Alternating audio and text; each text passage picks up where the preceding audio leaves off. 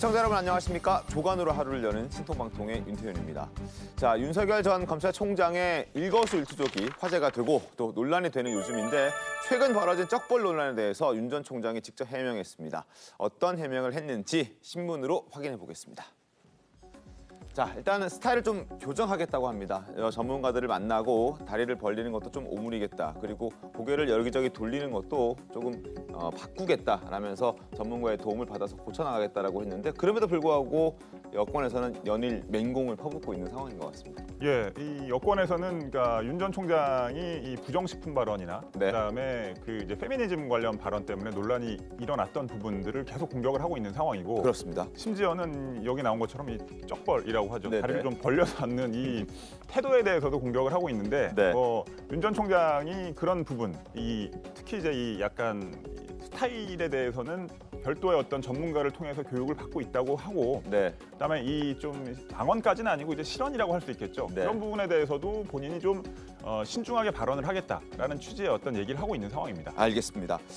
자, 윤 전 총장이 지금 사실 해명을 좀 한 것은 허벅지가 좀 두꺼워서 다리를 좀 벌렸다. 그래서 이제 전문가들 조언 받고 좀 고쳐나가겠다고 얘기했으니까 한번 지켜보도록 하겠고 아래쪽에 한국일보 보겠습니다. 어제 이준석 대표가 기획을 했던 이벤트가 하나 있었습니다. 봉사활동하는 이벤트였는데 이 자리에 공교롭게도 다른 대선 후보들은 예비 후보들은 함께 자리를 지켰는데 빅4라고 야권의 빅4라고 불려지는 최재형, 윤석열, 홍준표, 유승민 전 의원들 같은 분들이 나오지 않았습니다. 그래서 이준석 이벤트 패싱 아니냐 하는 지적들이 있는데 여기 어떻게 좀 보십니까? 좀 아쉬운 부분이긴 하죠. 네. 이 대표도 여기에 참여하고 안 하고는 후보의 자유지만 국민에게 봉사하는 자세로 임하겠다는 의지로 시작된 이 이벤트에 참여하지 않은 것에 대해서 국민들이 의아해할 것이다 라고 좀 이제 감정을 드러냈죠. 이유는 다 있었습니다. 윤석열 전 총장이나 유승민 전 의원 같은 경우에는 개인 일정이 있었다고 했고 최재형 전 총장은 어제 출마 선언을 했잖아요. 그렇습니다. 공식으로. 부인이 왔습니다. 그러니까 그리고 부인이 왔고 그다음에 이제 홍준표 전 대표는 휴가라고 해서 이제 못 왔고요. 그렇긴 해도 조금 이제 일정을 조정해서라도 다 같이 모이는 장면을 보여줬으면 어땠을까 하는 아쉬움들이 지지층들 사이에서는 있는 게 사실입니다. 알겠습니다. 자, 이러한 내용들 지금부터 이야기 좀 해보겠습니다. 자, 윤 전 총장이 이제 여러 가지 해명들을 하면서 자신의 습관 좀 고치겠다라고 말을 하고 있습니다. 그리고 말만 한 게 아니라 SNS 계정에서도 관련해서 글을 올렸는데요. 소개를 해드리겠습니다. 자, 지금 보시는 내용입니다. 지금 토리라고 하면서 아빠랑 말이랑 열심히 쩍벌 금지 운동 중입니다. 조금 줄어든 것 같지 않습니까? 이렇게 하면서 이제 그 고양이의 시선에서 또 강아지의 시선에서 이제 아빠의 윤 전 총장의 쩍벌 자세를 이제 평가하고 또 판단하고 그래서 교정하고 있다라는 걸 이제 저 사진과 함께 글을 올려서 얘기를 하고 있습니다. 사진으로 봤을 땐 과거 사진들보다는 다소 조금 이 다리의 간격이 좀 무릎과 무릎 사이가 좀 좁혀진 것 같다는 생각도 들긴 하는데 어쨌든 자세를 조금씩 고쳐나가겠다라고 얘기를 하고 있는 윤 전 총장입니다. 그리고 여기에 대해서 여야의 반응이 좀 극명하게 엇갈립니다. 만평 하나 보겠습니다.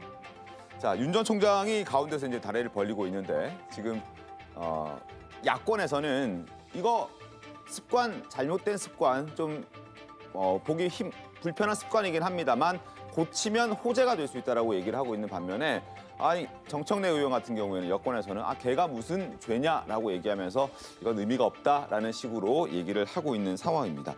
자, 앞서 지금 만평에서 짚어드렸듯이 이준석 대표 같은 경우에는 잘못된 습관은 고치면 호재가 된다라고 얘기를 했습니다. 그 목소리 직접 들어보겠습니다. 이 만약에 개선되는 방향성이 생긴다 그러면 국민들이 그걸 뉴스로 삼을 겁니다. 야, 저게 참 고쳐지지 않는 건데 놓치기 노력하는구나. 오히려 좋게 그런 게 좋게 보일 호재로 전 될 수 있다 이렇게 보는 거고요. 적응력이 누구보다 빠릅니다. 자, 호재가 될 수 있다. 하지만 장유미 변호사님, 그럼에도 불구하고 여권에서는 비판의 목소리들이 많이 나오고 있습니다. 그렇습니다. 최강욱 열린 우리 민주당 대표 같은 경우에는 이렇게 다리와 다리 사이가 너무 멀다라고 하면서 이 부분을 지적하면서 고치더라도 그리고 이 살아온 인생 자체가 성적 과 무슨 인성은 같이 비례하지 않는다 뭐 이런 취지로 얘기했습니까? 쩍벌이라는 것이 보여주는 행태가 사실 뭐 인성적인 측면까지 거론을 하고 싶어 했던 것 같은데 사실 뭐 쩍벌을 고친다고 해서 호재가 된다는 건 저는 개인적으로 궤변이라고 생각을 하고요. 예, 뭐 킹스 스피치 이야기를 하는데 그것과는 완전히 결이 다른 거고 그 부분은 뭐 언어적인 부분으로 컴플렉스가 있어서 그걸 치유하는 과정이 감동을 줬던 거지 이 쩍벌이라는 건 사실 본인의 의지도 있고 본인의 태도 그리고 굉장히 남에 대한 배려가 없다는 상징적인 어떤 자세 아니겠습니까? 그렇기 때문에 이 부분은 고치는 게 호재가 아니라 당연히 고쳐야 되는 부분이라고 생각합니다. 호재까지 가진 않을 것이다. 예. 김여진은 어떻습니까? 글쎄요. 일단 쩍벌 자체는 누가 봐도 조금 불편하죠. 그래서 고치셔야 될 것 같고요. 저희들도 옆에서 조금 신경 좀 쓰세요 지금 그러거든요. 근데 재밌는 거는 후보가 저거 SNS에서 저런 모습으로 올림으로 인해서 국민들하고 되게 가까워지는 것 같아요. 그러니까 이게 무슨 전직 검사다 이러면 저도 뭐 검사 생활 한 10몇 년 했지만 자기 검사에 대해서 가지는 선입견들이 있거든요. 되게 뭐 무섭다, 뭔가 좀 뭐 이런 오만하다, 뭐 이런 선입견들이 있는데 저 SNS 사진들이 되게 그런 어떤 심리적인 간격을 넓히면서 국민들하고 좀 편안하게 다가가는 과정이다 싶어서 오히려 사실은 저희들 입장에서는 이건 의외로 또 좋은 방향으로 가고 있네 이런 느낌도 살짝 들어요 보면. 김수민 평론가는 어떻게 보셨습니까? 네. 쩍벌은 많은 사람들, 특히 젊은 사람들이 다 불편해하는 것이죠. 뭐 다행히 뭐 지하철에서는 안 그런다라고 하는데 뭐 아까 이준석 대표가 고치면 호재라고 했지만 저도 마찬가지 변호사님하고 의견이 같은 게 이거는 안 고치면 악재인 거예요.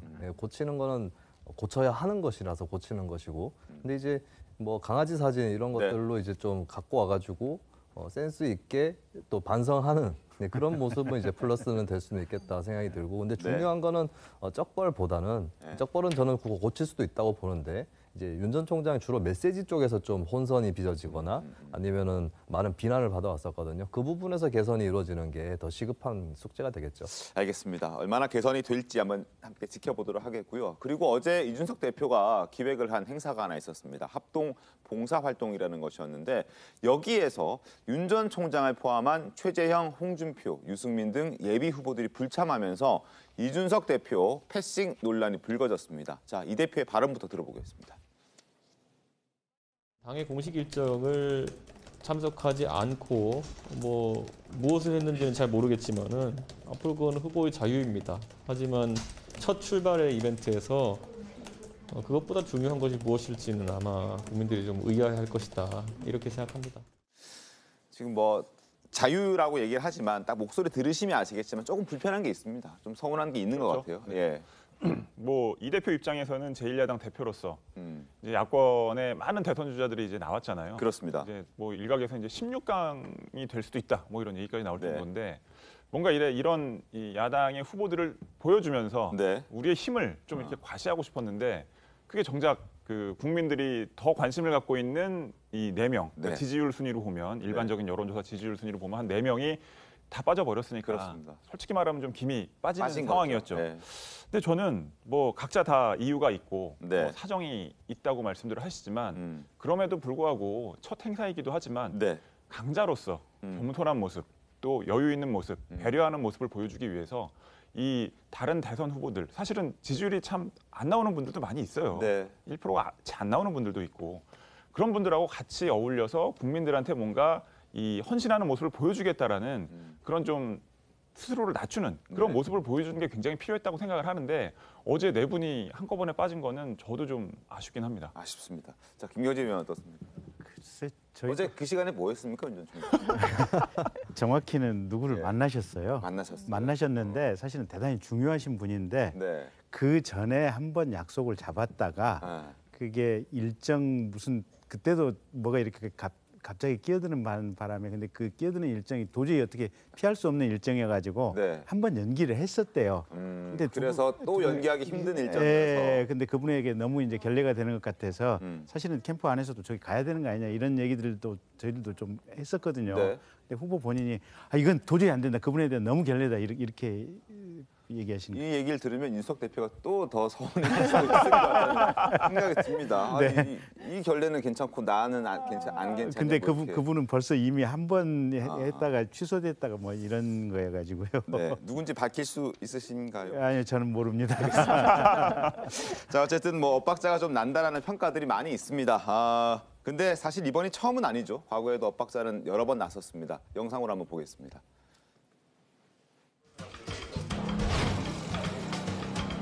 국민의힘 관계자를 만났다고 해서 바로 그게 입당 얘기가 나오는 거는 아니고. 그리고 여의도 정치, 당내 정치를 하려면 결국은 입당이 빨라야 되는 거 아니냐 이런 생각 가지고 있습니다. 제가 원래 2일에 이제 입당하는 것으로 저희가 사전에 양해가 있었는데 형식이 있어가지고는 굉장히 좀 아쉬운 부분이 있긴 합니다. 그런 충분한 소통하에 입당을 하게 된 것입니다. 제가 지도부에도 그 입당 시기가 그렇게 늦지는 않을 것이다 라고 이제 말씀을 드렸고, 우리 경선 버스의 출발을 이렇게 국민들 위해 봉사하는 자세로 시작하게 된 것을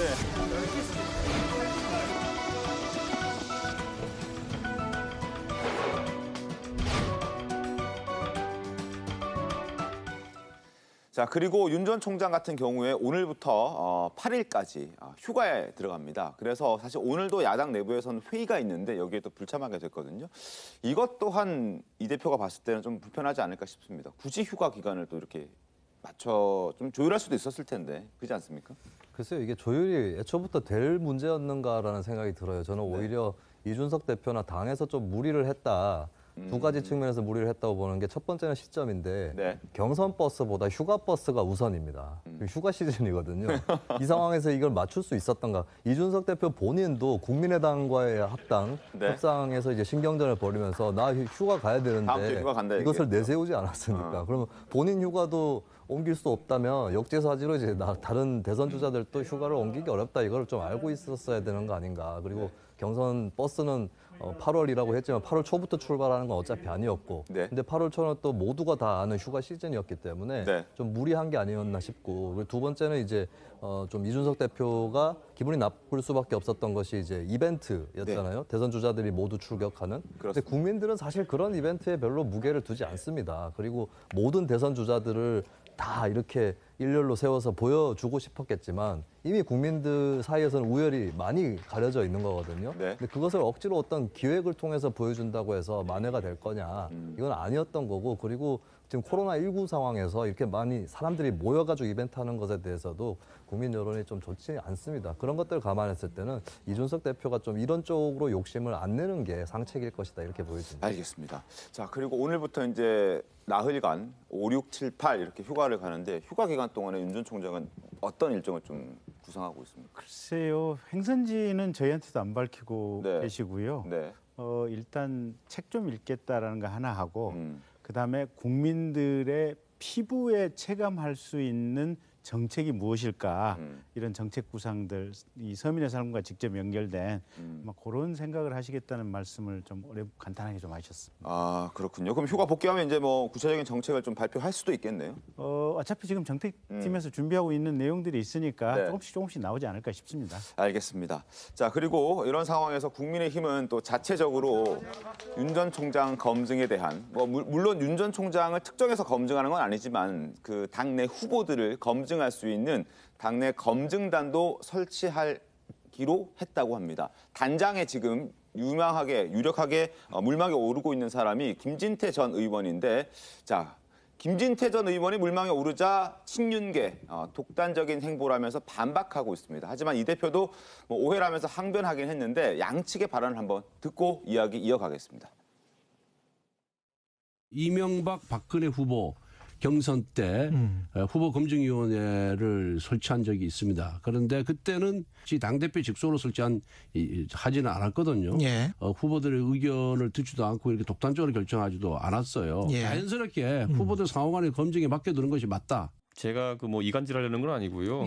김진태 의원도 그 당시에는 법사위원으로서 할 일을 한 겁니다. 저희 당의 검사 출신 의원들이 좀 있습니다. 유상범 의원도 계시고 권성동 계신데 윤석열 총장의 캠프에 들어가 계시거나 아니면 굉장한 친소 관계가 있습니다. 그렇기 때문에 저희가 좀 그런 게 덜한 전직으로 법조인 중에서 고르다 보니까 김진태 의원님이 언급이 되었고.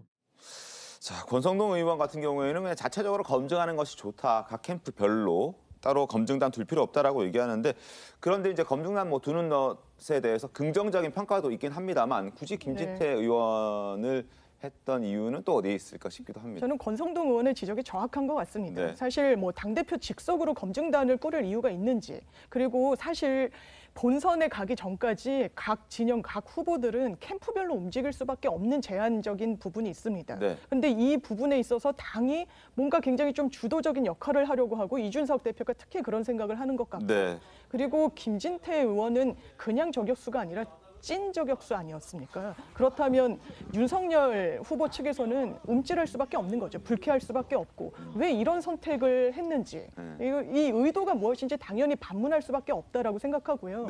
아까 후보들을 다 결집시켜서 뭐 봉사활동을 하는지 이런 부분도 사실 캠프로 움직이는 이 구도 속에서 당이 역할을 하고자 하는 점은 뭐 좋을 수 있겠지만 지금 중심축이 당에 가 있지 않습니다. 그런데 후보들을 뒤에 배경처럼 세우고 본인이 굉장히 좀 중심에 서려는 게 아닌가. 그렇다면 일정이 조율되지 않았으면 이런 행사는 기획을 좀 철회하거나 했어야 되는데 여러모로 엇박자가 나는 게 지금 좀 안타까운 부분이 많습니다. 알겠습니다. 자, 친윤계에서 거세게 반박하는 이유가 있긴 합니다. 앞서 말씀해 주셨던 대로 김진태 전 의원 같은 경우에는 국회에서 특히 윤석열 검사총장 또 서울중앙지검장 당시 굉장한 저격수로 김진태 전 의원이 활약했기 때문입니다. 자, 과거 모습 잠깐 보도록 하겠습니다. 잘 모르겠습니다. 그냥 모른다고 하면 돼요? 예? 우리 윤석열 검사님 다시 한번 물어보세요, 저거. 알겠습니다. 그런 코미디 같은 답변 하지 마시고요. 갈수록 태산입니다. 정권의 코디네이터 문재인 대통령의 복심 양정철을 연초에 만났다. 만나서 무슨 얘기를 했을까요? 총장 시켜준다고 그러던가요? 그분이 무슨 검찰 그래서. 뭐 그거는 너무 근거 없는 그런 얘기입니다. 그 지금 자세가 별로 아름다워 보이지가 않습니다. 이렇게 거짓말을 한 사람이 어떻게 검찰총장이 되겠습니까? 저는 명백한 부적격자라고 명백히 이야기를 합니다. 자, 뭐 다소 불편해 보일 수도 있습니다만 어떻게 좀 보셨습니까? 저 영상 같은 것들? 네, 뭐 공교롭죠, 상당히. 현재하고 격세지감을 느끼게 되고 저 때를 돌아보면은 저때 여론조사를 실시를 했었어요. 윤 전 총장, 그러니까 당시의 후보자에 대해서 임명하는 게 맞느냐 아니냐 조사를 실시했더니 나라가 거의 반으로 갈라졌는데 재밌는 것은 민주당 지지층은 절대 다수가 임명에 찬성했었고 국민의힘 당시 미래통합당 자유한국당이었죠. 그쪽 지지층들은 절대 다수가 반대를 했었거든요. 지금은 특히 조국 사태 이후로 돼서 완전히 뒤집혀져 있는. 그래서 윤 전 총장은 재미있게도 국민 절대 다수에게 한 번쯤 미움을 받았거나 한 번쯤 호감을 받아봤던 그런 사람이 되고 말았습니다. 알겠습니다. 자, 윤 전 총장은 어떤 발언입니까? 저 뉴스를 접하고 나서. 뭐 글쎄요, 뭐 특별한 의견은 없고요. 저희 이제 캠프 내부에서는 어차피 이게 사실은 대선 후보들에 대해서 검증단 설치 같은 경우에는 과거에서도 있었던 전례가 없지는 않기 때문에 특별한 의견은 없고, 뭐 검사총장 인사청문회 당시에 김진태 의원이 저렇게 얘기를 했다 그래서 그건 본인으로서 역할을 한 것이기 때문에 저희로서는 뭐 아무런 의견이 없습니다. 그래서 검증단이 설치되고 뭐 어떠한 부분에 대해서 자료를 요청받거나 어떤 해명을 하라라고 하면 저희들은 성실하게 답변을 할 예정입니다. 알겠습니다. 자, 그리고 최재형 전 감사원장도 어제 출마 선언을 했습니다. 국민의힘 입당 3주 만에 출마 선언을 했는데, 자, 최재형 예비 후보의 출마 선언 듣고 오겠습니다.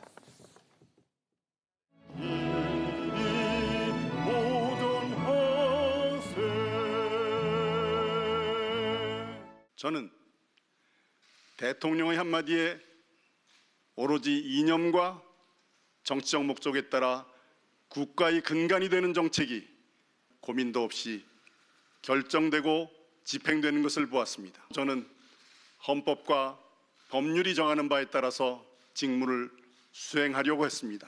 하지만 저는 벽에 부딪혔습니다. 그 벽은 권력의 단맛에 취한 지금의 정권이었습니다.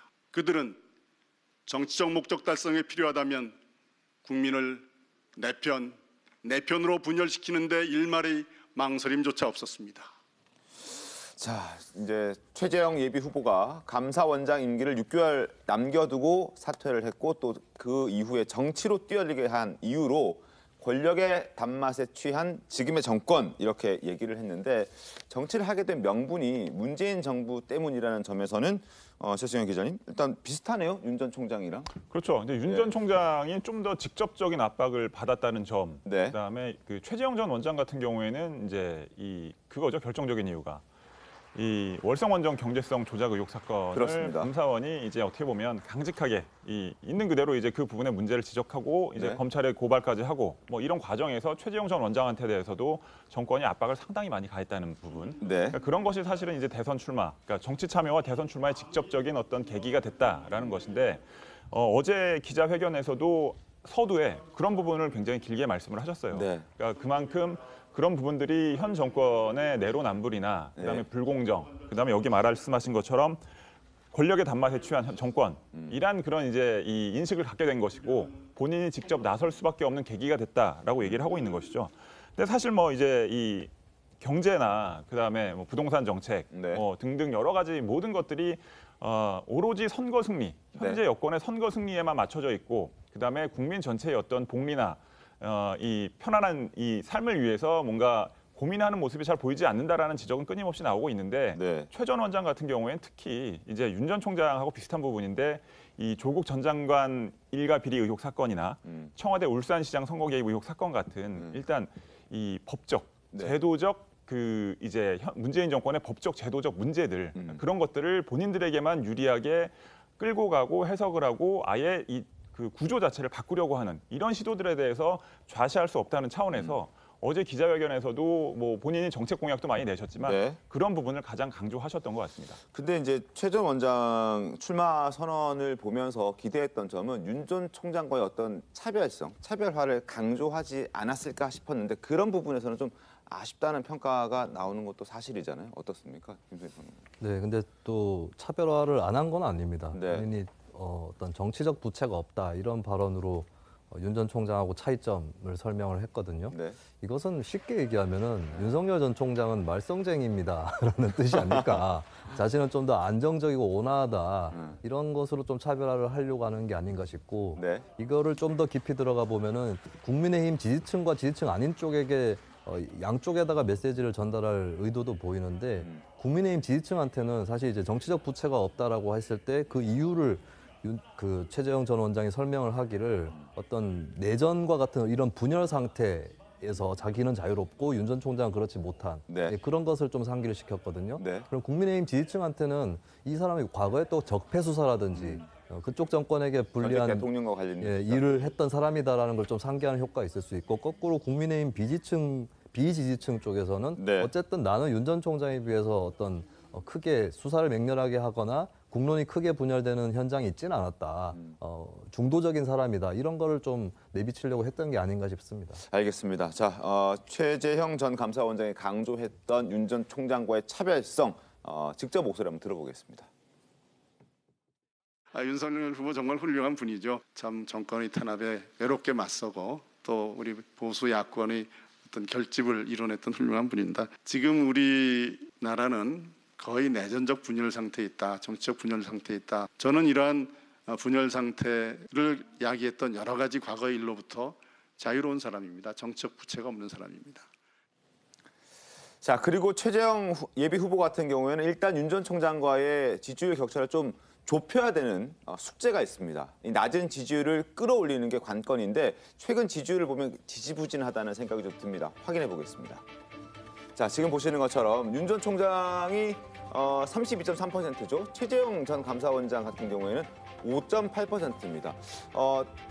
지난주인가 지지난주인가쯤에는 8.1%까지 올라갔던 적이 있는데 거기에서 두 자릿수로 더 치고 올라가지 못하고 오히려 조금 소폭 하락하는 그런 지금 현재 상황인데 이 지지율을 좀 끌어올리는 게 앞으로 어떤 양강 구도를 구축하기 위해서는 장윤미 변호사님 네. 필요해 보이지 않습니까? 당연히 필요하죠. 네. 그런데 아마 반등의 기회가 과연 있을 것인가라는 생각이 듭니다. 왜냐하면 윤석열 전 총장이 입당을 함으로써 더 입지가 좁아진 부분이 분명히 최재형 전 원장에게는 있는 것이고 네. 또 최재형 원장과 윤석열 전 총장 두 분 다 아마 국민들이 그 지점을 지켜볼 거라고 생각하는데 만약에 대통령이 되겠다면 본인을 전 정권과 대립각을 세우는 그 입지로만 제한해서는 안 될 겁니다. 이 국정을 운영하는 데 있어서 대통령이 돼서 권력을 잡는다면 이제 여소야대 국면이 펼쳐집니다. 2년 동안 그 국회를 어떻게 이끌고 국정을 운영할 것인지 분명히 국민들이 유권자들이 지켜볼 거라고 생각하거든요. 네. 그런데 계속 각을 세우는 것만으로 본인의 정치적 스탠스를 이야기하고 미래 비전을 이야기 못한다? 그렇다면 국민들 선택받기 상당히 어려울 거라고 생각합니다. 김 기자 어떻습니까? 일단 최재형 후보 같은 경우는 근본적으로 이제 좀 약점이 너무 늦게 출발했어요. 그러니까 윤석열 후보는 벌써 작년 12월 이쯤부터 대통령 선거 출마 얘기가 지금 나왔던 거 아니겠습니까? 네. 그러니까 시기적으로 본인이 대단히 늦었고 네. 지금 그 시기적으로 늦은 상황 속에서 네. 어쨌든 좋아 보이든 나빠 보이든 간에 윤석열 후보 같은 경우는 분명하게 자기 메시지를 하루에 하나씩은 정확하게 던지거든요. 이게 그리고 전 국민의 또 언론에 이게 좋아하든 싫어하든 간에 논쟁의 대상이 되고 있거든요. 근데 최재형 후보 같은 경우는 본인이 완벽하게 정제된 또 본인이 최종적으로 결론을 낸 메시지가 아니면 주제가 아니면 메시지 자체를 안 내고 있어요. 그러다 보니까 윤석열 후보는 매일 모든 언론의 화제의 중심에 들어가 있는데 최재형 후보는 화제 자체에 오르고 있지가 않은 상황이고 그러다 보니까 처음에 최재형에 대해 보수층에 있는 지지자들 가운데 최재형이 단정하고 그래서 최재형을 선택했을 때 대선에서 승산 가능성이 있다라고 생각했던 분이 이 이슈에조차 오르지 못하면서 최재형 가지고 승리할 수 있겠느냐 이 생각으로 많이 기울어져 가는 것 같아요. 그러면서 저 지지율이 빠지는 것이 아닌가라고 저는 개인적으로 분석하고 있습니다. 아 그렇군요. 최승현 기자 말씀은 어떻습니까? 윤 전 총장하고 이제 비슷한 계기로 출마를 하게 된 것이긴 한데 윤 전 총장이 그 지난 2년 동안 겪었던 스토리에 비하면 네. 자 2019년 8월부터였어요. 네. 조국 사태가. 네. 그로부터 거의 2년 가까운 1년 6개월 정도죠. 네. 그동안 계속 어떻게 보면 전 국민이 지켜보는 드라마가 이 펼쳐진 거예요. 이 조국 전 장관 수사 과정, 네. 그 이후에 정권의 윤석열 전 총장에 대한 갈등 탄압. 이런 것들. 예. 뭐 사실은 추미애 전 장관이 윤석열 전 총장을 대선 주자로 키웠다라는 얘기가 나올 정도로 그것들이 대중들의 뇌리에 박혀 있는 그 강도가 엄청 세거든요.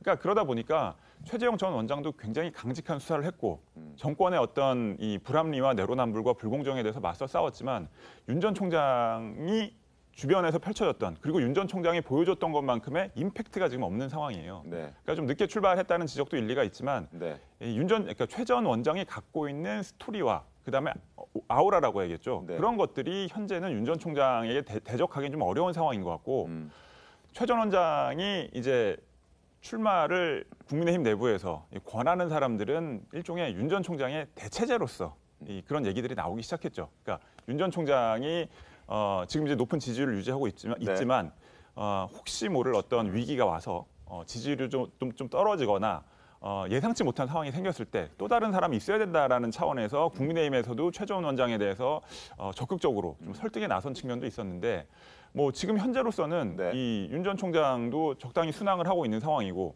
저는 최 전 원장도 들어와서 생각보다 꽤 잘하고 있다고 생각을 하거든요.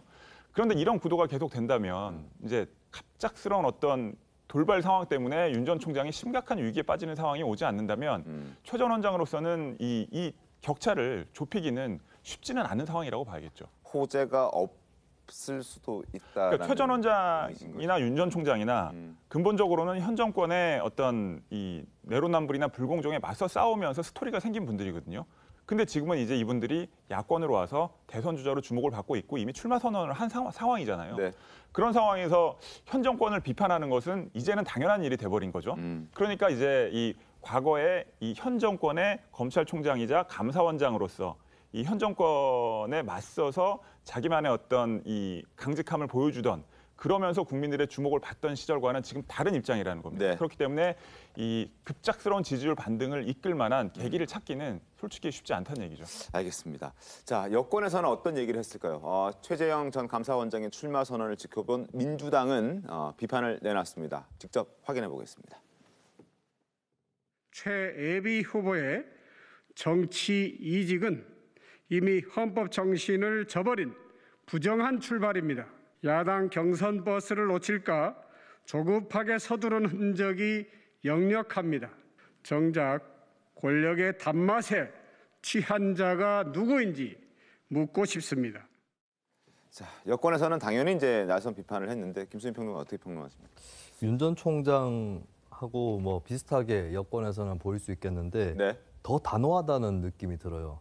권력의 단맛 이런 얘기도 나오는데 이것이 이제 어떻게 보면 검찰총장하고 감사원장이라는 직책의 차이도 있는 것 같습니다. 네. 문재인 정권이 지금까지 보여준 인식에 따르면 특히 네. 추미애 전 장관이 얘기했듯이 검찰총장은 법무부 장관의 하급자의 성격이 강하다라고 여겼고 그리고 문재인 대통령 본인도 언젠가는 윤석열 총장은 문재인 정부의 검찰총장이다 이런 표현을 했거든요. 네. 근데 거기에 비해서 이제 어떻게 보면 정권에서는 검찰총장도 원래는 자기들하고 한 식구의 성격이 있는데 단지 윤석열이 배신을 했을 뿐이다. 이 정도 인식을 갖고 있다면 감사원장에 대해서는 이거 대통령이 임명하는 건 맞는데 진짜 정치적으로 중립적인 자리 아니냐. 근데 이럴 수 있느냐. 이것은 더 치기가 더 좋겠다.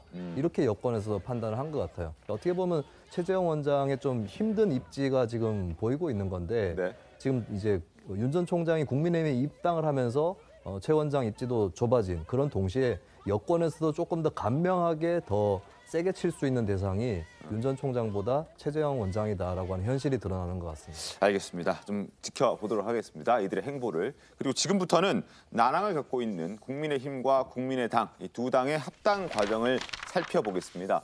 감정 싸움까지 더해지면서 정말 험악한 분위기까지 연출되고 있는데요. 관련해서 신문 보겠습니다. 자, 마지막 승객 안철수, 이준석 대표의 생각입니다. 합당 버스에 태우지 않고 그냥 출발시켜 버릴까라고까지 얘기를 하고 있는데 탈까요? 안 탈까요? 버스에? 근데 지금 서로 감정 싸움이 너무 치열하게 벌어지고 있어서 네.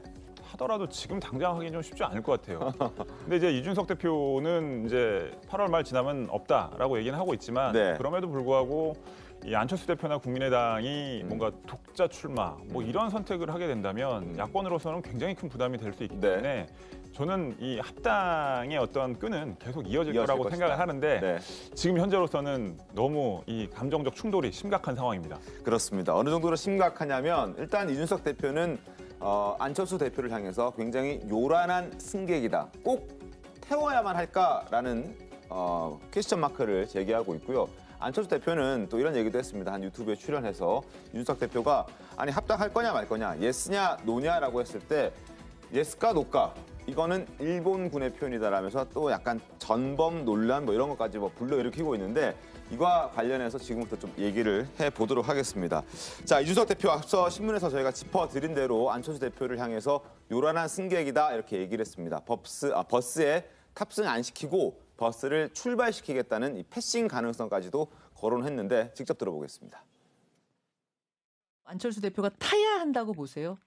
저는 타시면 참 좋고요. 저희 뭐 버스 회사라는 게 승객 많으면 좋죠. 그런데 뭐 승객이 뭐 이렇게 뭐 말이 많아가지고 뭐 버스 기사가 나 기분 나쁘게 쳐다본다 뭐 이런 것도 안 타겠다 이래버리면요. 그냥 문 닫고 가는 거죠. 저는 뭐 그 버스 회사가 뭐 돈 더 벌면 좋은 거지 꼭 그 요란한 승객들 태우고 가야 됩니까?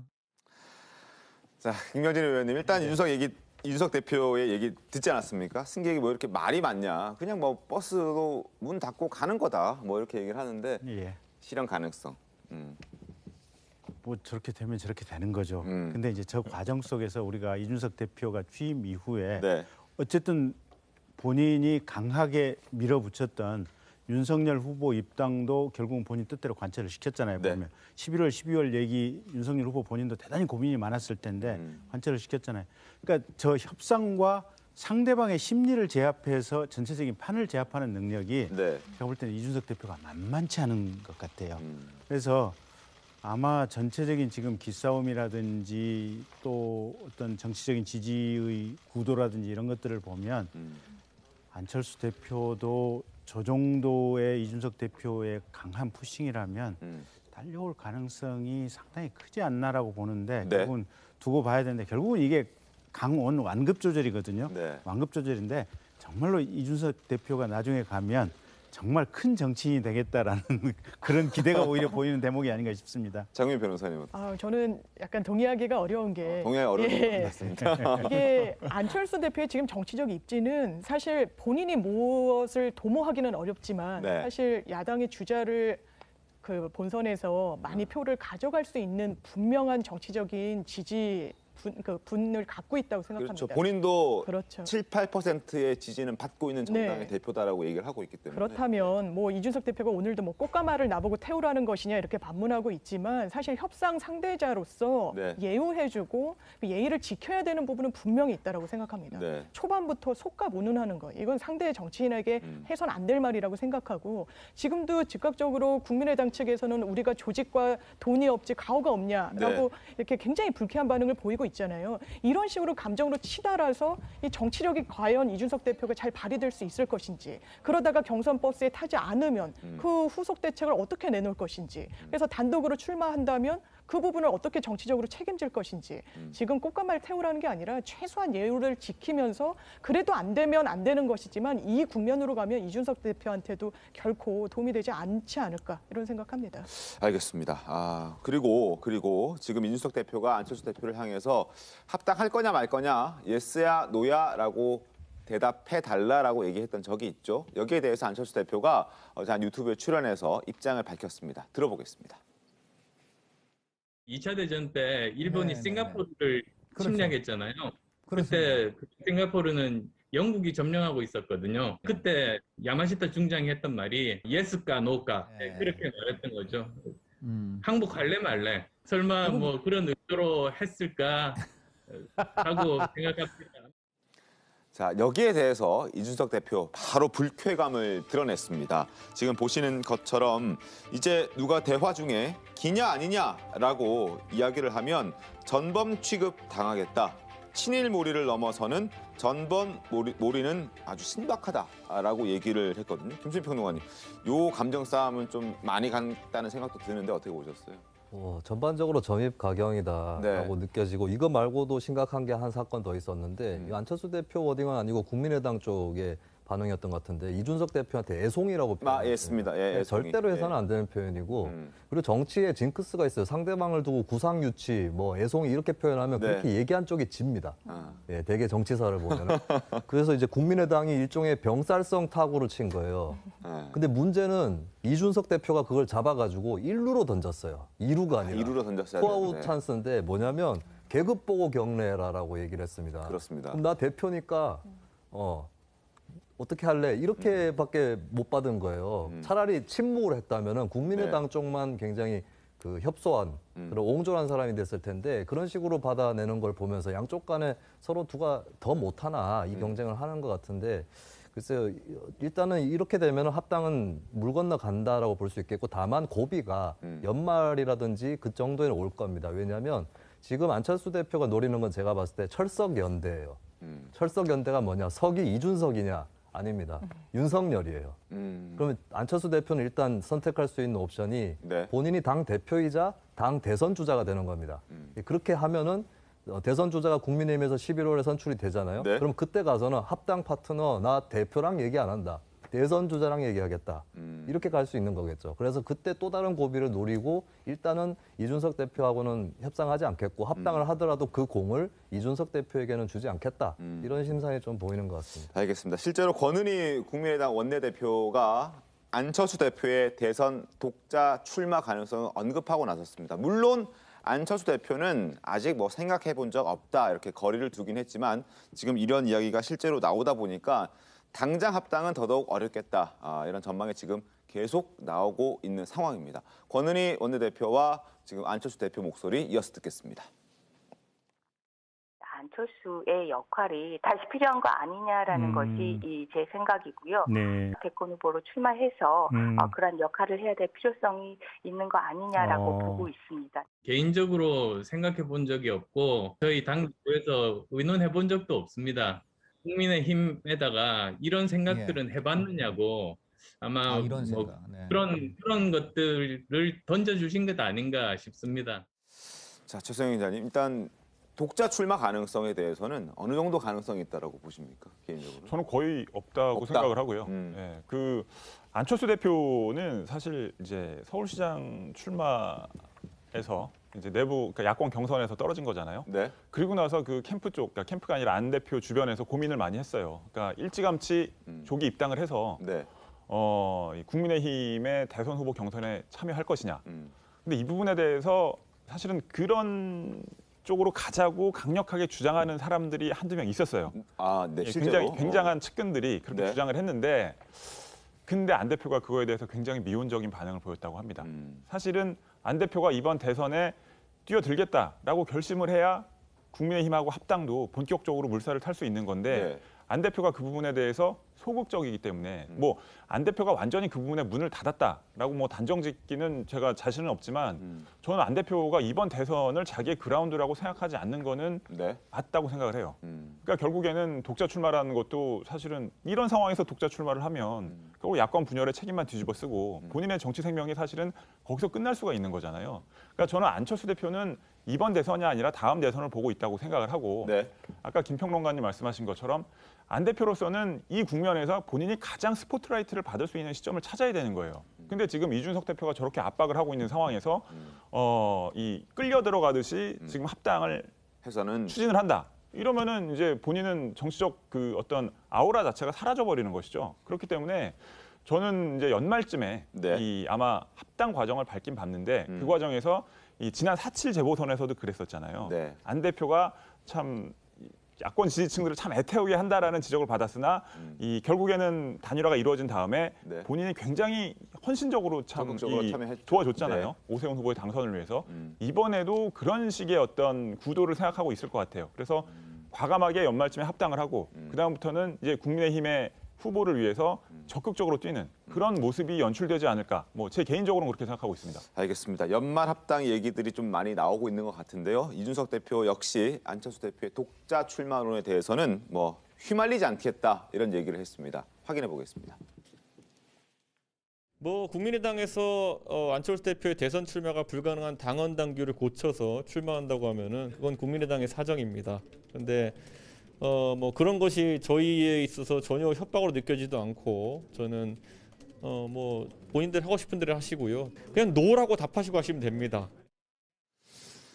자, 그리고 오늘 아침 신문을 쭉 봤더니요. 합당과 관련해서 이 두 당의 합당과 관련해서 재미있는 만평들이 나와서 좀 소개를 좀 해드리려고 합니다. 화면 보겠습니다. 자, 한겨레 신문의 만평입니다. 지금 안철수 대표와 지금 등번호 등에 백 이름이 이준석이라고 적혀 있지만 내가 아직도 준석이로 보이냐 하면서 김종인 전 비대위원장의 얼굴이 딱 그려져 있습니다. 아주 의미심장한 그런 만평이 아닌가 싶어서 지금 또 소개를 해드렸고요. 하나 더 보겠습니다. 국민일보 만평인데요. 거울을 보고 자문자답하고 있는 안철수 대표입니다. 자, 대체 합당할 생각이 있는 거야 없는 거야? 그랬더니 본인이 본인에게 너도 잘 모르겠지? 라고 얘기하면서 다소 애매한 스탠스를 취하고 있는 안철수 대표를 그려놓은 그런 만평을 좀 소개해드렸는데 김경진 의원님 어떻게 좀 보세요? 이준석 이름이 적혀있는 옷을 입은 사람이 김종인 전 비대위원장이란 말이죠. 아주 그럴 수 있는 알고 그림 그럴 수 있는 만평 같아요. 그리고 안철수 본인이 거울 보고 있는 만평도 그런 것 같고요. 근데 이제 문제는 국민들이나 또 외부에서 인식하는 이런 부분들인데 지금 안철수 대표가 그러면 출마를 하겠다고 할 때 국민의당 독자 내부 당규에 지금 위반되는 부분이 있거든요. 그걸 국민들에게 어떻게 설명을 할 것인지 그런 부분이 하나가 있고 그다음에 안철수 대표가 과거의 정치적인 쭉 역사들을 우리가 기억을 하고 있지 않습니까? 근데 그 역사가 사실은 단일화로 점철되어 있어요, 보면. 안철수 대표 같은 경우는. 근데 이 매번 단일화 과정에서 지난번 서울시장 단일화 과정에서도 막판에 본인이 나는 오세훈 후보가 주장하는 무슨 유선전화 이거 그냥 주장하는 거 모든 건 다 받겠다고 했는데 실은 바로 그 순간에도 실무협상단에서는 단 한치의 변화도 없이 끝까지 본인들 요구사항을 주장을 하고 있었거든요, 보면. 네. 그래서 그런 과정들을 국민들이 다 기억하고 있고, 그래서 저는 그때 이제 지금도 국민의힘 안에 이제 일부 지역위원장들 같은 경우 특히 서울시장으로 추대를 해서 국힘당으로 출마를 시키려고 했던 위원장들이 있는데 그분들 말씀을 들어보면 그래요. 그냥 지금 지분 요구하는 거 포기하고 들어오면 네. 국힘당 안에서도 안철수를 차기 뭐 당대표가 됐든지 뭘로 지금 이렇게 옹립 추대를 해서 정치적인 이 어떤 핵심의 축으로 모으려고 하는 사람들이 적지 않게 아직도 있다. 근데 그 지분에 관한 수치라든지 저 별로 얼마 되지도 않는 것에 저렇게 연연해 있으면 확장력이 뭐가 있겠냐 지금 이렇게 얘기를 하고 있거든요. 그러니까 본인이 어떻게 보면 최적의 시점을 찾는다고 할 수도 있겠지만 그렇게 찾아가는 과정 자체가 결국은 본인의 정치적인 입지를 계속해서 줄여가는 과정이 아닌가 싶어요, 보면. 알겠습니다. 자, 두 당의 합당 과정도 한번 지켜보도록 하겠고요. 자, 지금부터는 또 민주당 얘기를 또 하지 않을 수가 없습니다. 연일 네거티브 공방을 벌이고 있는 이재명, 이낙연 후보가 어제 있었던 본경선 2차 TV토론회에서도 상대의 아킬레스건을 노리는 난타전을 벌였습니다. 예선 경선 과정에서 김 빠진 사이다라는 지적을 받았던 이재명 지사가 초반부터 적극적으로 공격에 나섰습니다. 자, 영상으로 확인해 보겠습니다. 책임 총리였고 대통령 다음으로 큰 권한을 가지셨는데 그냥 각 부에서 정하고 청와대 참모들이 정하는 데서 난 아무 역할도 못했다 이렇게 말씀하시면 무능하거나 또 무책임했다는 말씀을 들을 수도 있을 것 같은데요. 문재인 정부의 핵심적인 역할을 하셨는데 문재인 정부에 대한 평가 점수가 몇 점이냐 했더니 70점 이렇게 말씀하셔서 꼭 남의 얘기하는 것 같은 느낌이 좀 들었습니다. 문재인 정부 2년 7개월 13일 동안 총리를 한 사람으로서 정부에 대한 점수를 묻길래 겸양으로 그렇게 표현을 했습니다. 무능 말씀하시는데 제가 총리로 일하는 그 기간 동안에 문재인 정부 국정 지지도가 가장 높았던 때이고요.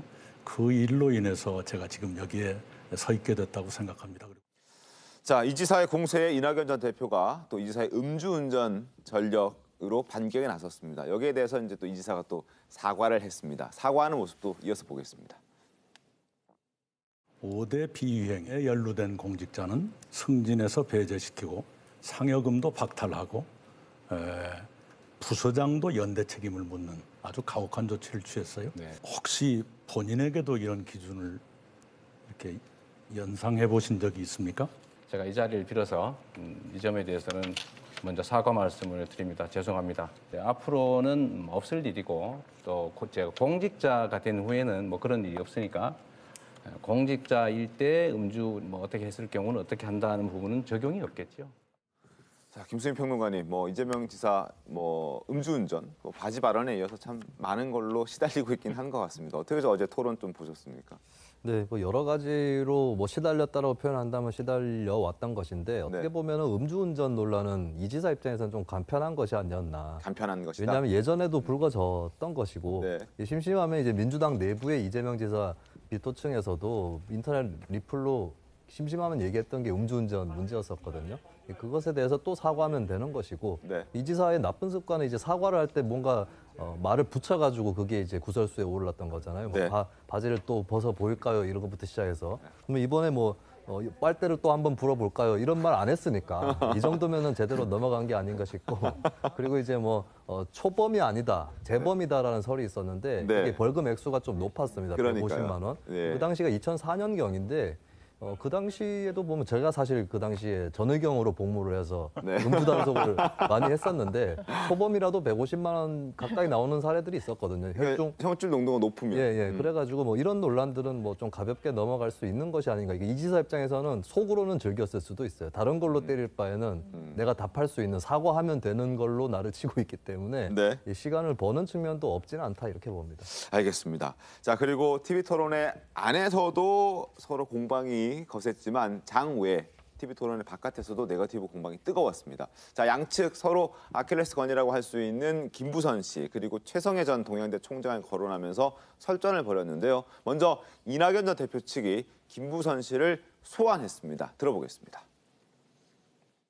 일단은 우리 이재명 지사님 쪽에서 내세웠던 그 연도가 좀 차이가 있었고요. 그 다음에 이 첫 번째 음주운전 치고는 상당히 센 징계를 받으신 거거든요. 150만 원 벌금을 받으셨단 말이에요. 이게 누범이 아니냐라는 그런 자연스러운 의혹이 나올 수밖에 없고. 게다가 우리 여배우가 그런 얘기를 또 하셨잖아요. 두 번 음주운전이 있었다라는 의혹 제기가 있었기 때문에 이 부분에 대해서 음주운전의 횟수가 과연 한 번이냐, 두 번이냐에 대한 여러 가지 논란들이 나오고 있는 거죠. 당과 선관위에서 정말 필요하다. 그렇게 하면 정하는 원칙에 따라 제출을 하는데요. 저는 우리 당이 가지고 있는 시스템에서 그동안 2016년 이후 그 기준에 따라서 명확하게 그 해명해 왔고 또 소명해 왔던 과정이었는데 사실이 아닌 것을 가지고 특정 후보나 아니면 김부선 씨가 하는 얘기를 가지고 계속 얘기하는 것은 제가 보기 적절하지는 않은 것 같습니다. 자, 이렇게 이지사 이낙연 전 대표가 김부선 씨 이야기를 꺼냈고 이재명 지사 측은 또 이제 이 전 대표와 최성해 전 동해대 총장의 친분설을 이야기했습니다. 화면 보겠습니다. 이낙연 후보는 최성해 전 총장과 어떤 사이인지 분명히 밝혀야 한다. 두 사람이 만난 시점도 의문이다. 작년 총선 무렵이라면 조국 전 장관에 대한 재판이 한창 진행 중일 때다라고 얘기를 하면서 두 사람의 관계에 대해서 여러 가지 문제를 제기하고 있습니다. 자, 여기에 대해서 이낙연 전 대표와 캠프 측에서는 어떤 얘기를 했는지 들어보겠습니다. 이재명 캠프 측에서는 후보님이 최성해 전 총장과 어떤 관계인지 명확히 밝혀야 한다고 요구하고 있는데요. 이에 대해서 좀 어떻게? 아무 관계도 아닙니다. 최성해 동양대에 저기가 시설이 문화시설이 거기에 있어요. 그래서 그 문화시설에서 행사가 한번 있어가지고 그때 잠깐 한번 만나신 거 말고 예전에도 다 말씀드렸습니다. 캠프에서는 어쨌건 시기적으로 좀 부적절하다고 계속. 예전 그 지역에서 선거 나가실 때 있었던 행사인데 그 행사에 대해서 가셨다가 누군지도 모르고 만난 상태인데 그게 부적절하다 아니다 이야기할 자체도 없는 거예요. 장미 변호사님 어떻게 좀 보셨습니까? 두 사람의 설전? 사실 이젠 자중해야 되지 않나 싶어요. 이게 정가 기록이라는 걸 이제 법률이 정한 거는 100만 원을 이상이면 이제 공개하라는 건데 지금 100만 원 이하도 다 까자 이런 거 아닙니까? 이낙연 전 대표 측에서는. 그러면 제가 알기로는 또 음주가 있는 다른 주자도 있고 선거법으로 100만 원이 안 되는 또 이 처벌을 받았던 주자도 있는 것으로 알고 있습니다. 이게 무슨 민주당의 선거 치르는 데 도움이 되는지 전 정말 의문이고요. 그리고 최성해 총장과의 사진 같은 거 사진을 누구랑 찍었는지 정치인에 대해서 해명하라고 묻는 게 이게 맞는 방향의 네거티브인지 좀 의문스럽습니다. 본인도 이재명 지사도 사진으로 이 특혜를 줬다라는 공무원과의 사진에 대해서 본인 모른다 이렇게 해명했던 또 전력이 있지 않습니까? 이걸 서로 주고받는 것이 이게 어떤 전체적인 파이를 키우는 방향이 아니라 파이를 줄여나가는 방향이기 때문에 이 민주당 지지층한테는 참 안타깝게 다가갈 것 같습니다. 알겠습니다. 자, 방금 지적해 주신 대로 지금 이재명 지사 측이 이 전 대표와 최성해 전 총장의 사진 한 장으로 공격을 취하자 이낙연 전 대표 측도 사진 한 장을 공개했습니다. 자, 화면 보시는 저 사진인데 지금 이재명 지사와 손을 꼭 잡고 있는 한 남성이 보이실 겁니다. 저희가 얼굴은 모자이크를 쳤습니다만 이 이낙연 캠프의 공보 단장인 정운현 단장을 통해서 SNS를 확인해 보면 이런 내용이 있습니다. 자, 광주 폭력 조직의 행동대장과 함께 이재명 지사가 다정히 손을 잡고 나란히 있는데 이 모습 어떻게 봐야 되느냐라고 얘기를 하고 있는 거거든요. 그러니까 조폭 연루설을 거론한 겁니다. 과거에도 거론됐던 내용이긴 합니다만 과거에 어떻게 얘기했는지 일단 이야기를 한번 들어보고 이 지사 이야기를 들어보고 또 이야기를 이어가도록 하겠습니다. 그중에 제일 타격이 큰 것이 보니까 조폭 연루설이었습니다. 그게 사실은 저는 공직하지 말아야 된다고 생각해요. 위임받은 권한을 이용해서 자기 이익을 취하고 조폭에게 범죄 집단에게 이익을 줬다. 그거는 반드시 공적으로 규명해야 될 필요가 있어서 어쩔 수 없이 저희가 민사소송, 고발 조치를 했습니다. 아무 소식이 없네요. 자, 조폭 연루설에 대해서 굉장히 민감하게 지금 이재명 지사는 반응하고 있는데 이낙연 대표 측이 저걸 다시 거론을 한 거지 않습니까? 네. 어떻습니까, 저 내용은? 글쎄요. 근데 별 영향 못 미칠 것 같아요. 네. 그러니까 저도 정치인이지만 네. 정치인 사진 찍자 그러면 그냥 무조건 찍거든요. 사진 안 찍겠다고 하는 것이 이상하고요. 네. 그러니까 이제 저 의혹 제기가 가능하려면 사실은 정치인들은 뭐 빨리 구글 글래스가 나와야 될 것 같아요. 그래서 이렇게 보면 이제 증강현실해 가지고 앞에 있는 사람 이름이 누구고 저 사람이 조폭인지 아닌지 뭐 정과가 있는지 이런 것들이 눈앞에 순식간에 보여야 되는데 사실은 뭐 아직까지 뭐 그럴 상황은 아니지 않습니까? 네. 그래서 저거는 제가 볼 때는 이재명 지사 해명이 적절하지 않나 싶고 사진 찍었기 때문에 무슨 관계가 있다라고 하는 모든 정치인에 대한 그런 공격은 사실 굉장히 근거가 약한 공격입니다. 알겠습니다. 자, 그리고 어제 토론회에서 이제 울고 뜯고 하는 그런 공방들이 많았지만 그런 것만 있었던 것은 아닙니다. 자, 학창 시절 생활 기록부로 각자의 또 유년기를 돌아보는 시간도 가졌다고 하는데 대선의 대통령의 꿈을 꾸고 있는 이 대선 후보들, 예비 후보들의 10대 시절 꿈에 대한 이야기도 나왔다고 합니다. 영상으로 확인해 보겠습니다. 오리엔트 공장에 다닐 때 야유회 갔던 사진입니다. 그때는 어렵긴 했지만 꿈이 있었고 사실 저는 그 꿈을 이뤘죠. 그 당시 이제 실험은 잘했지만 사실은 배구 해설가가 되고 싶었습니다. 예. 축구 좋아합니다. 그러나 축구를 잘 못합니다. 여의도의 손흥민 운동장을 넓게 쓰겠다. 어릴 때 선거 벽보를 보고 내가 정치인이 돼야 되겠다 꿈을 꿨는데 박태중 선생님은 시골뜨기에게 대도시 진학의 꿈을 심어주시고 오늘의 저가 있게 한 그 시작을 만들어주셨습니다. 장래희망이 영화배우가 있었어요. 네. 지금도 혹시 진행 중이신지 좀 묻고 싶습니다. 지금은 접었죠. 저 자신을 알고부터 연기를 좀 못한다는 것이고요. 제가 바람과 함께 사라지다를 보고 너무 감명 깊어서 영화배우를 한번 돼보고 싶다. 그런 꿈을 가지게 됐어요. 자, 배구 해설가부터 뭐 대통령이었던 분도 계시고 그리고 또 영화 배우가 되겠다고 했던 사람은 또 추미애 전 법무부 장관이었습니다. 영화 배우, 뭐 미모를 자신이 인정했다 이렇게 봐야 됩니까? 글쎄요. 근데 추 장관님 같은 경우는 사실은 킥복싱 선수 워낙 좀 공격적인 타이틀이어서 윤석열 후보 이게 장관 하실 때 신나게 두들겨 패셨지 않습니까? 제일 맞는 것 같은데 아니 저 같은 경우는 사실 어렸을 때 꿈이 그 천문학자였어요. 천문학자? 네, 그래서 중2 때 집에서 정말 졸고 졸라서 그때 천체만원경을 한 100몇십만 원짜리를 샀던 기억이 있는데 하여튼 어렸을 때 꿈은 다들 소중한 기억이 아닌가 싶습니다. 알겠습니다. 참고로 저는 야구 선수가 꿈이었는데 그러지는 못했습니다. 자, 어쨌든 지금 이재명 지사 계속해서 여러 가지 공격을 받고 있는 중이고 또 다른 후보들도 이런저런 공세들을 하고 있는 중이죠. 그리고 이재명 지사는 어제 또 토론회에서 아내 김혜경 씨에 대한 애정 표현을 또 했다고 합니다. 그 모습도 보겠습니다. 10대 때 이상형이 이제 현재 아내분이세요. 제가 8월에 만나서 3일 만에 결혼하기로 마음먹고 6개월 만에 실제 결혼했습니다. 제가 인생살이 하면서 제일 잘한 일이 제 아내를 만난 일인 것 같아요. 네, 저렇게 얘기를 했습니다. 자, 그리고 아내를 잘 만났다라고 이야기할 수밖에 없는 게 내조 활동을 굉장히 지금 열심히 하고 있다라고 지금 들리고 있지 않습니까? 오늘도 어디 전북을 방문한다면서요? 네. 그 이제 오늘 5일과 6일 전북을 방문해서 뭐 이제 여러 가지 이제 저 시민들하고 그러니까 주민들하고 만난다고 하는데 지난번에 이 김경수 전 경남지사 장인상 조문도 직접 김혜경 그렇습니다.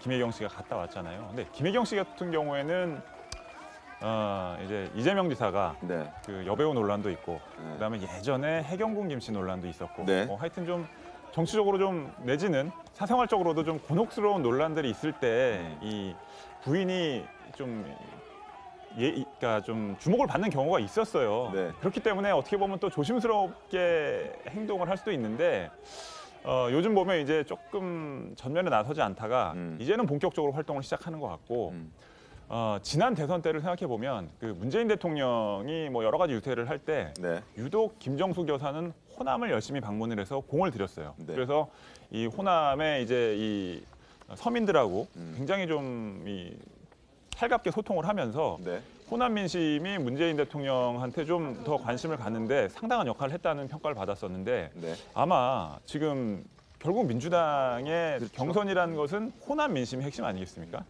그렇기 때문에 이제 김혜경 씨가 아무래도 이재명 지사가 이낙연 전 대표에 비해서 취약한 지역이 호남이라고 생각을 하고 그쪽을 아마 집중적으로 또 밑바닥부터 어떤 이 주민들을 만나는 그런 행보를 이어가려고 하는 것 같습니다. 알겠습니다. 자, 마지막 주제로 저희는 가겠습니다. 세상을 떠들썩하게 하는 사람들을 좀 만나보는 시간입니다. 두 번째 인물이자 마지막 인물은 바로 이수만 씨입니다. 자, 이수만 회장, SM 엔터테인먼트를 설립해서 지금까지 정말 많은 인기 아이돌을 배출했고 또 K-팝의 아버지로 통하는 그런 이수만 씨인데 그런데 유창 캐스터님. 이런 이수만 씨가 SM을 떠난다는 얘기가 있어요. 그렇죠. 95년에 SM을 설립해서 26년간 오너자를 지켜왔습니다. 정말 뭐 K-팝 역사의 산증인이라고 볼 수가 있을 텐데 이번에 SM 최대 주주로 있죠. 전체 지분의 18.3%를 가지고 있는데요. 네. 이 지분을 매각하기로 결정을 했습니다. 그래서 사실상 경영권을 넘기게 된 상황이고 뭐 마침 최근에 뭐 2분기 회사 호실적을 또 기록을 했고요. 네. 또 증권가 평가로는 앞으로 목표 주가에 대해서도 최근에는 77% 대폭 상승하면서 긍정적인 분위기를 연출하고 있는 상황에서 지금이 매각의 적기가 아닌가 이렇게 판단했을 것으로 보입니다. 알겠습니다. 자, SM이 지금 이수만 회장의 이름을 따온 겁니다. SM, 수만의 이니셜을 따온 건데 그러면 이제 SM 어떻게 되는 겁니까? 지금 그 이수만 씨가 빠져도 경영은 안 하는 거고요. 뭐 프로듀싱은 계속 할 것으로 예상이 되고 있습니다. 네. 뭐 사실 엔터 사업 자체가 프로듀서의 역량이 굉장히 중요한 것으로 이 사업의 특성으로 여겨지고 있는데요. 대표적으로 뭐 JYP 엔터 이렇게 얘기하면은 박진영 씨 이야기 상당한 역할을 해왔던 것으로 다들 알고 계시죠. 그런 것처럼 이 주축을 이루던 프로듀서가 빠지면 회사 가치가 좀 흔들릴 수가 있기 때문에 이수만 씨는 프로듀싱을 계속 할 것으로 여겨지고 있습니다. 알겠습니다. 자, 아이돌에 대한 애정이 남다른 이수만 회장이었는데 정말 아이돌과 어떻게 지내는지 그 모습 잠깐 보도록 하겠습니다. 유튜브 이력들을 20일을 땡겨서 이번엔 32일 만에 달성을 했어요. 완전 막 기분 좋아. 맞아요. 어떻게 해야 되는 거야, 이거? 이제 몸을 더... 이렇게. 맞아요. 이렇게. 네. 지금 완전... 그렇구나. 니네들이 이거를 우리가 하던 걸 뒤집은 거야. 옛날에 우리는 이거 했었거든. 이거 알아? 옛날에 작년에는 NCT가 정말 크게 부각되는 해였던 것 같아요. NCT 2020을 하면서 300만 장이라는 기록을 세운 것 같아요. 다시 한번 축하드리고. 시즌. 본인 전 세계에 있는 도시에 NCT가 다 있기를 바라는 마음에서 만든 거예요. 여러분들이 좀 도와주셔야 될 것 같고. 네, 이수만 씨가 지금 어쨌든 저렇게 아이돌과 잘 지내는 모습도 보여주고 있었는데 경영에서 뭐 손 뗀다는 소식에 팬들 반응도 궁금한데 팬들 반응 어떻습니까? 지금 일단 굴지의 대기업들이 지분 인수전에 참여를 한다고 하니까 기업 가치가 올라갈 것이다 해서 주주분들은 좀 좋아하실 테지만 팬분들은 상당히 아쉬워하고 있습니다. 이 SM 세계관 자체에서 이수만 씨가 갖고 있는 그런 역할이 상당했기 때문에 지금 뭐 트위터에서는 미안해요 이수만, 돌아와요 이수만 이런 문구들이 실시간 트렌드 순위에 좀 올라왔다는 이야기도 전해지고 있습니다. 알겠습니다. 자, 배구 여제 김연경 선수 그리고 SM 엔터테인먼트의 이수만 회장 소식까지 전해드렸습니다. 잠시 뒤에 돌아오겠습니다. 오늘 준비한 신통방송 여기까지입니다. 내일 더 신통하게 돌아오겠습니다. 고맙습니다.